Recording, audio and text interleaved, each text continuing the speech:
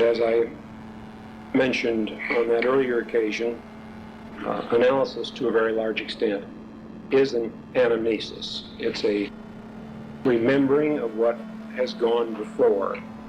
And there are two dimensions to that analytic anamnesis. There's the personal dimension and the collective or archetypal dimension. So first we examine the personal history, and the individual goes through a deliberate personal remembering of his personal past, and which opens up his personal unconscious.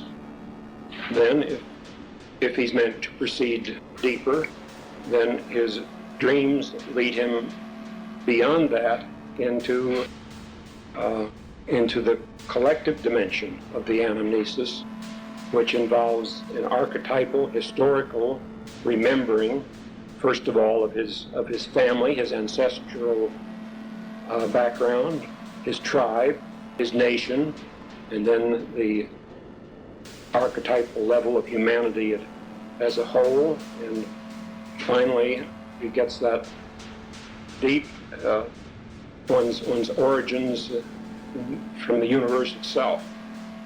I want to emphasize how important I think it is that every analysis begin with a careful, systematic scrutiny of the individual history. I think one should uniformly, at the beginning of each analysis, ask the prospective analysand to write a personal biography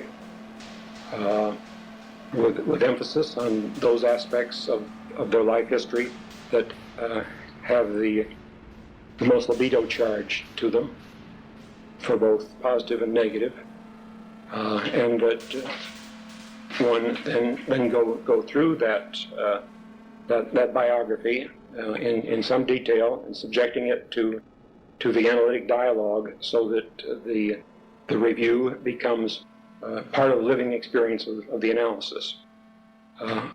I think it's very important that you begin every analysis in that orderly and systematic way with that kind of a personal anamnesis.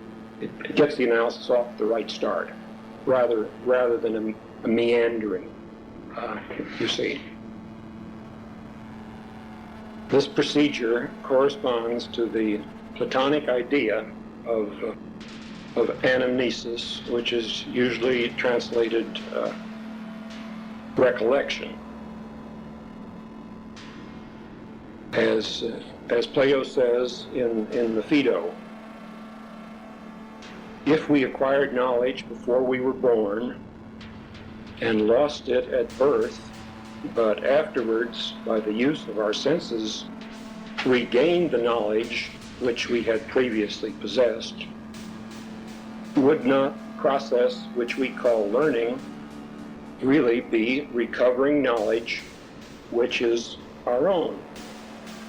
And should we not be right in calling this recollection, calling this anamnesis? That's the Greek word.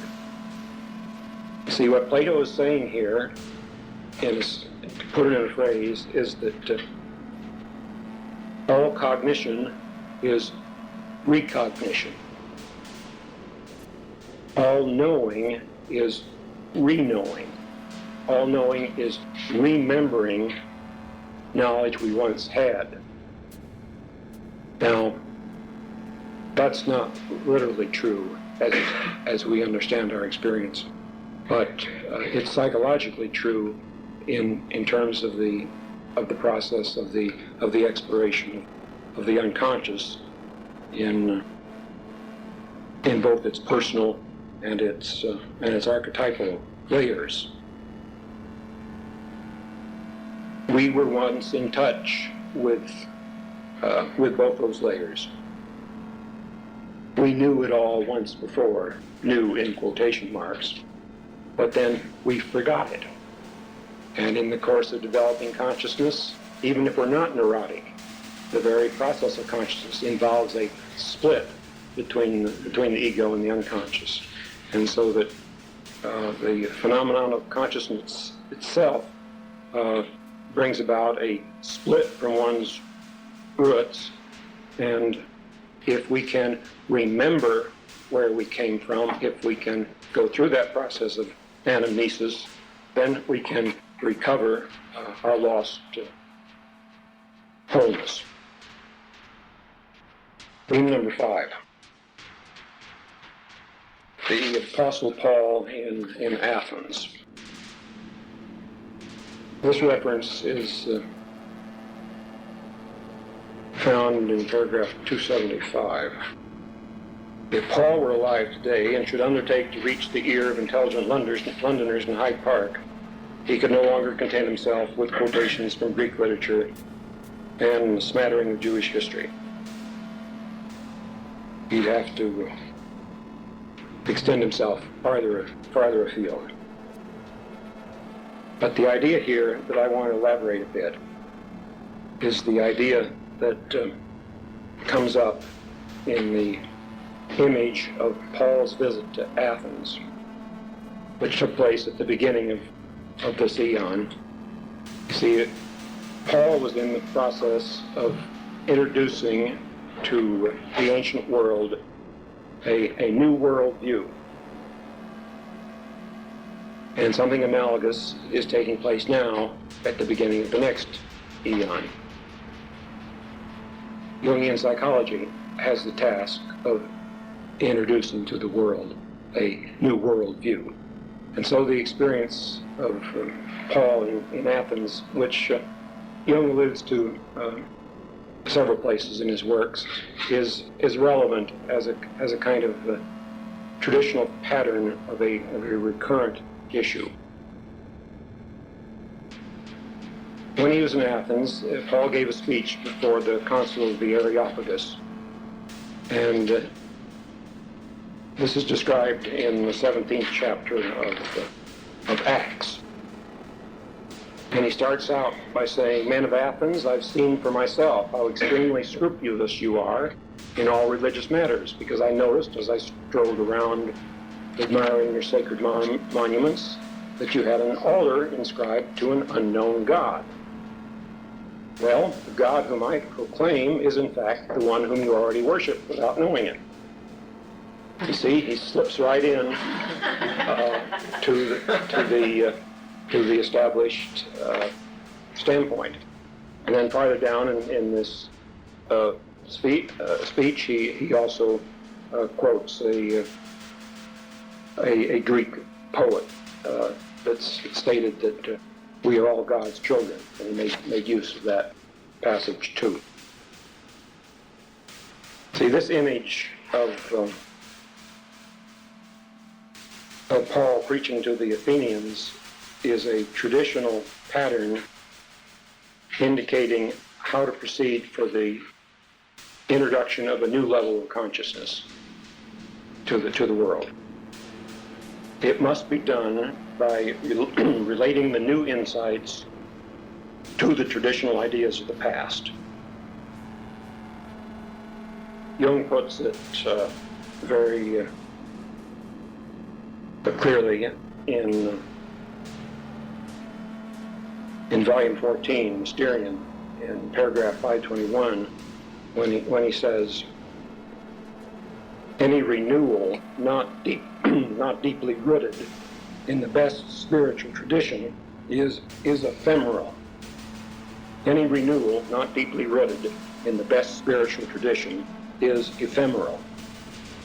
But the dominant that grows from historical roots acts like a living being within the ego-bound man. He does not possess it. It possesses him."